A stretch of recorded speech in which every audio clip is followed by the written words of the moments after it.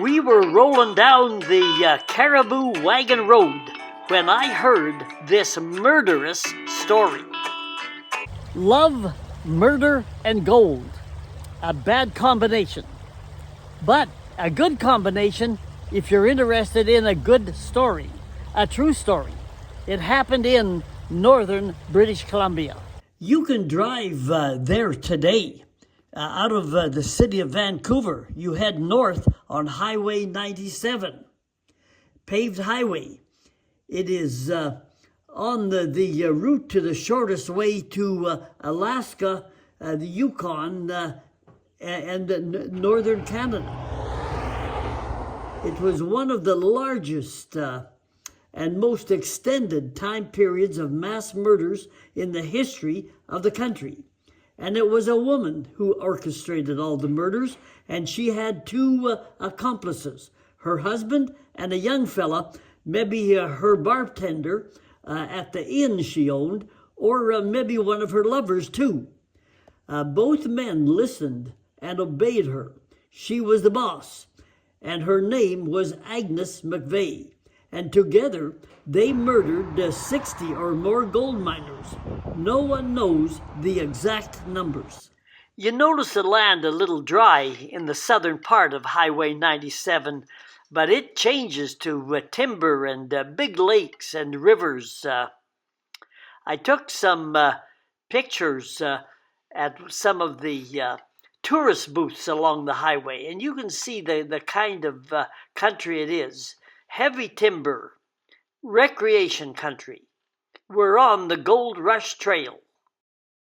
Some land has been cleared for farming and the raising of cattle, but the Cariboo, as you go north, it becomes more timbered. The government built the Cariboo Wagon Road north, the White Line, up into where the gold was at, Barkerville, Likely, and Horsefly. And the road was first built from Yale, just north of Hope, from Yale to Barkerville. Later on, they had to figure out, people wanted to know the distances. So they started at the community of Lillooet, and they called it Mile Zero. And they named communities according to the numbers only. For example, 100-Mile House was 100 miles from zero, Lillooet. And then the Williams Lake area, 150-Mile House. Our story happened at about 108-Mile House.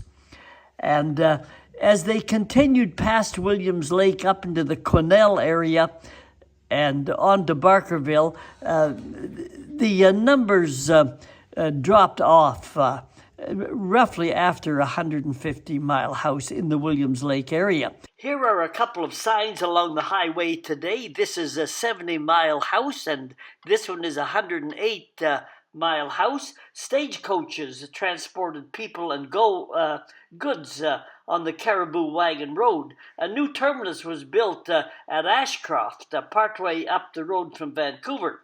The stagecoach left at 4 in the morning, and it took 4 days to make the 450-kilometer trip to Barkerville. And after the first gold was found, thousands of people from the Vancouver and Seattle areas especially poured into this North Country like never before. And when they filled their pockets full of gold, they often then left the country. They headed back south to their homelands along the coast. Some of them made a fatal error.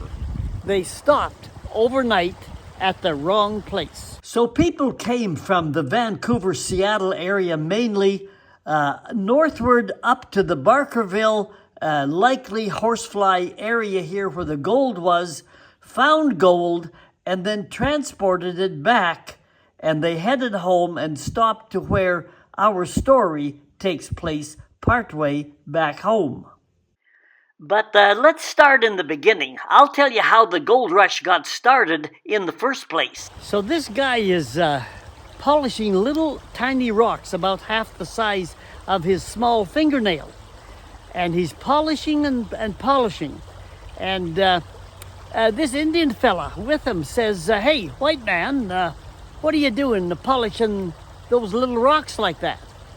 And the white guy says, well, look, you scrape the dirt away, and the color underneath is pure gold. And the Indian fella says, well, that's pretty hard to do. I can show you some bigger rocks than that. If you scrape them up, you'll find that same gold there. And the white fella said, really? Where might they be at? And the Indian fella says, well, tomorrow we'll paddle up the horsefly. I'll show you, there's lots of them. And that's what they did. And that was the beginning of the biggest and richest and wildest gold rush in the history of British Columbia. Agnes McVie and her husband ran the hotel or stopping place at mile 108 on the Cariboo Wagon Road. You can visit it nowadays. It is right along the highway. When miners who had struck it rich were heading home with their gold, Alice and her two accomplices were ready. While Agnes talked to the miner, one of her accomplices came up behind and fired a bullet into his head. Then they took his gold and hauled the body to a nearby lake. They found bones in this lake nearby of over 50 people. Maybe the fishing would have been pretty good at one time. She buried the gold that she robbed over the 10-year period. And they've only found a small percentage of it. They found some when they revamped the local area airport, but only a small portion. So it's out there somewhere, and nobody has found it yet. Killing and robbing miners was only one dimension of Agnes's business. She captured young girls on their way to the gold fields, young women hoping for adventure and maybe catching a husband along the way. Agnes would capture them and tie them up and hold them in her basement for ransom. When the miners came by with their gold, she would offer these girls for sale. And many of the miners who hadn't seen women for a long time were happy customers. As we look at the tourist site along the highway, I'll tell you how Agnes and her cohorts finally got caught and what happened to them. While I tell you the story, these are some clothes that were drying on the line, and these are some things that you can see inside some of the buildings, some of the old things that people used back in pioneer days, and you'll recognize them. Look at the old sewing machine, and this is a separator, separate the cream from the milk, and a piano with the old British flag. But here is the story. This one fella from the gold fields, his pockets and saddlebags full of gold, made the error of stopping at her place. And she took a liking to him right away. And she told her husband, say, don't kill this guy. You might rob him, but don't kill him. And so the husband said, okay. And nightfall came. To their surprise, this gold miner didn't stay overnight. He saddled up his horse, took his new girlfriend that he had just bought from Agnes, and rode out into the night southward.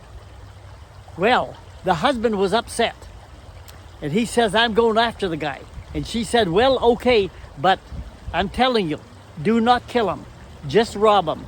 That's all you need to do.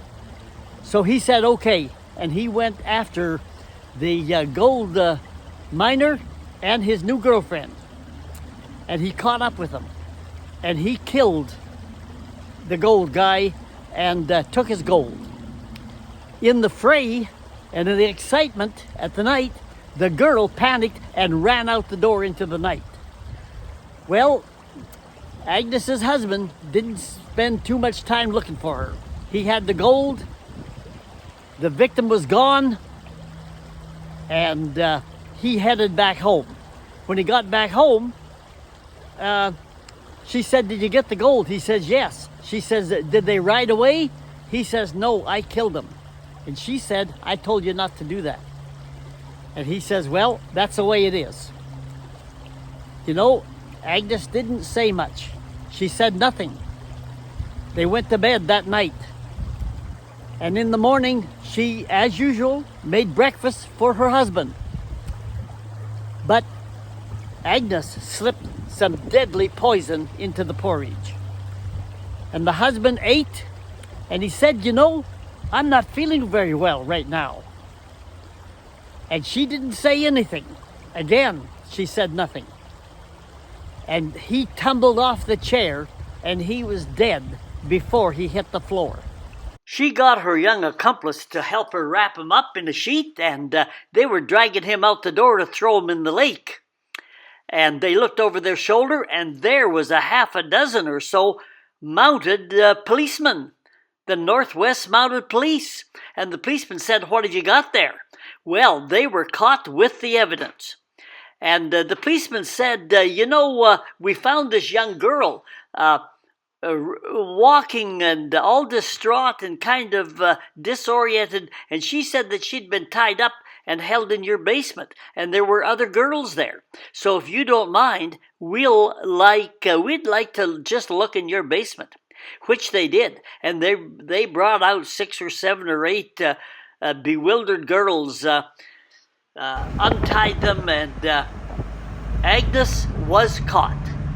They took both Agnes and her young friend, her accomplice, the young killer.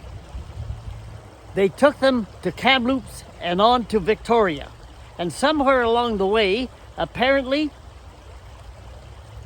the woman had deadly poison, of course, that she used on her victims. She administered that poison to herself, and she committed suicide. And that was the end of her story. Now, the young accomplice was taken to Victoria and faced trial. And in the trial, the presiding judge was a fellow known as Judge Begbie. He had a reputation, and everyone called him the hanging judge. And he lived up to his reputation. He found the young fella guilty and had him executed by hanging. And thus ends the final chapter in a murderous story. We spent the rest of the afternoon touring the buildings. It's a very pleasant, quiet place. They claim to have the largest, only remaining barn of its kind in the country. They say there are ghosts in those buildings. So I took a tour. Now, I don't believe in ghosts at all. Just a story. Here are some of the buildings you can tour through. On the tour, they tell you stories like the girl who fell down the stairs and her ghost is still around. Toys get moved around the floor overnight. Water left to appease some ghosts is gone in the morning. Sometimes the barn door is left open, but the ghosts close it overnight. They all make good stories, but they are just that. They're just only stories. People in the modern world don't believe in ghosts anymore. After we toured the buildings, it was late in the afternoon, and my wife said, "This is a very nice place. We could stay here for the night." And I said to her, "Are you crazy? We're getting out of here. There's no way we're staying here at night. There's lots of parking places along the highway. We're out of here." Want to hear more stories from other places? Just Google my address. Google, as it says in the middle there in blue, at DonBarnett5090. Click on my name first, and then hit the word playlist and scroll down. Each playlist contains several travel videos. And I promise you, no more ghost stories.